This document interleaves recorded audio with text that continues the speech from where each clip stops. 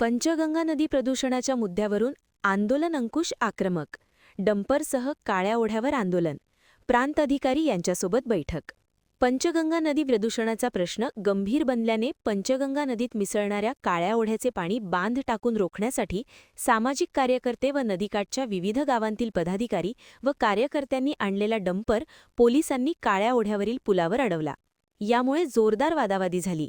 कार्यकर्त्यांनी प्रदूषणाचा प्रश्न मिटत नसल्याने आंदोलन करण्यावर ठाम भूमिका घेत रस्त्यावरच ठिय्या मारला. अप्पर तहसीलदार संपत खिलारी यांनी प्रांत कार्यालयातील बैठकीत ठोस निर्णय घेण्याचे आश्वासन दिले. प्रदूषणावरून 6 एप्रिल रोजी आंदोलनाचा इशारा दिला होता. या अनुषंगाने सोमवारी दुपारी कार्यकर्ते इचलकरंजी टाकवडे रस्त्यावरील काळ्या ओढ्यावर जमले. त्यांनी जोरदार निदर्शने केली. यावेळी ओढ्यात बांध टाकून तो रोखण्यासाठी कार्यकर्त्यांनी डंपरही आणला होता.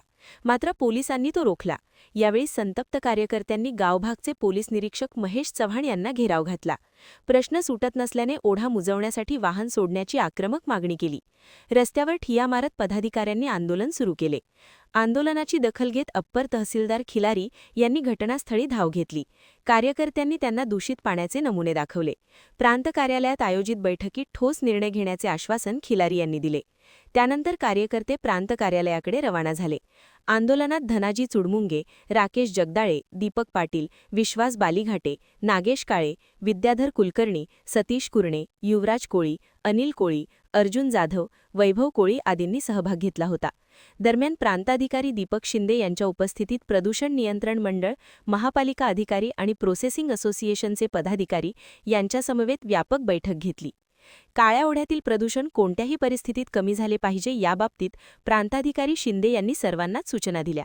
मात्र आंदोलन अंकुशचे पदाधिकारी आपल्या म्हणण्यावर ठाम राहत 8 दिवसांमध्ये काळ्या ओढ्यातील प्रदूषित पाणी बंद झाले नाही तर आम्ही त्या ठिकाणी बांध घालू, कायद्याचा धाक आम्हाला दाखवू नका, आम्ही उपोषणाला बसू, असा इशारा देत बैठकीतून बाहेर पडले.